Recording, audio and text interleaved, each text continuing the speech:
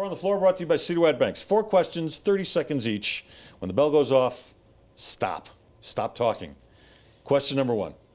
Adrian Peterson.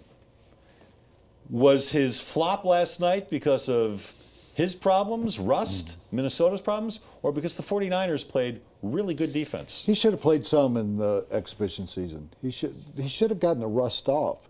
I mean, you understand why teams don't play players that they're trying to protect, but he needed to get back into the groove. He hadn't played in a full year. He played the first game last year. I thought he looked very, very average. He had one spin move, but last year, of all the guys who were over 30 who were running backs, let's talk about Chris Johnson. Frank Gore was the only one that had over 1,000 yards. Yeah. That 30 years old barrier is like a Great Wall of China for running backs. Well, especially if you're abused, like some of these running backs have been. I wouldn't say abused when you talk about career. Adrian Peterson. But Adrian Peterson, yeah. They had terrible offensive line play yesterday, so that in part is why Peterson didn't have a lot of yards. Bridgewater, but he didn't. He also didn't touch the ball a whole lot either. He only had 10 carries. 30 he had 10 yards, carries and 3 pass catches. And after saying that, the Vikings only had 49 plays on offense. They were a mess. Turning the ball over, couldn't get anything going, just a mess. So he didn't have a lot of opportunity because they were so bad offensively, especially on the offensive line. All right, next question. Did Chip Kelly's decision to go for a field goal with about 2.5 minutes left of the game last night against Atlanta surprise you?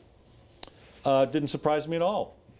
I'm taking the lead with 2.5 minutes left. I realize you're giving Atlanta and a pretty good offense the ball back with a good amount of time, but you have an opportunity to take the lead. If you go for it on 4th and 1, or excuse me, 3rd and 1, 4th and 1. If you go for it on 4th and 1, there's a chance you don't score. There's a chance you don't convert and you don't score. So if the lead is there for the asking with 2.5 minutes to go, I'm kicking the field goal. You're Chip Kelly. You've got the most dynamic offense in the history of college football. You can score 50 points a game. You figured out the NFL. You're a genius. You got Murray. You got Matthews. You got wide receivers. Sproles. You got Darren Sproles, who carried 5 times for 50 yards and had like 70, 80 yards. You don't have one play that will pick up 1 yard. They still have their 3 timeouts. So if they don't make it there, they're going to have good field position if they stop Atlanta. They had not been running the ball well all night long. Well, you pass the ball. You could throw it, He knows more about passing. He's the brilliant. He's the mad scientist. He knows how to do it. Why in the world would you depend on a kicker who wasn't very good in the exhibition season? Well, then why the hell is he on the team? If he can't hit a 40-something yard field goal to win a game with 2.5 minutes left? Why in 2 plays can't they pick up a yard when they have 2nd and 1 and 31? Chip Kelly may be not as brilliant as people believe. I'm kicking, you're going for it. All right, 3rd question. Ndamukong Suh will not be fined for kind of kicking the helmet off a player who was laying on the turf. Good call or bad call by the NFL? I don't give him any breaks. I think it's a bad call. I think when you have Suh involved, there's always something.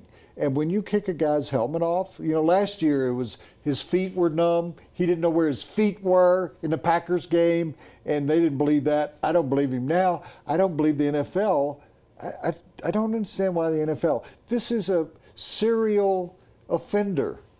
This is a serial guy that does stuff all the time. I would send him another message. I would suspend him for a game. I'm with you on this, although it wasn't as egregious as some of his other offenses. He does have that track record. It's a criminal record, and it's lengthy.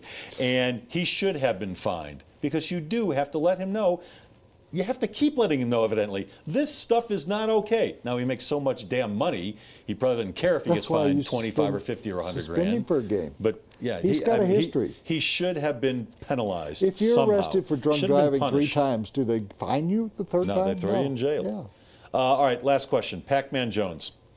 Should he have been fined or suspended for taking a guy's head and banging it against the guy's helmet, which was separated from his head on the turf? Amari Cooper said he was fine with it. He thought he should have had his. I don't quite understand that, but there's 2 guys here, Adam Jones and there's Pac-Man.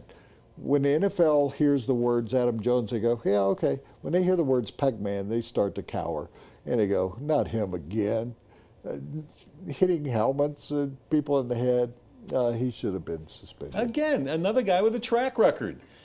I mean, at least a fine. What he did was more of a WWF move than a football move. He took a guy's head in both of his hands and banged the guy's head against his own helmet. You got to fine a guy for that.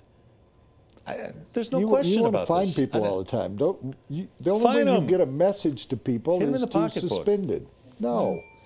Oh, yeah, fining $25,000. He reigns that money in Vegas. Remember that? That's true. He remains. He made it rain. reigns more Yeah. than that.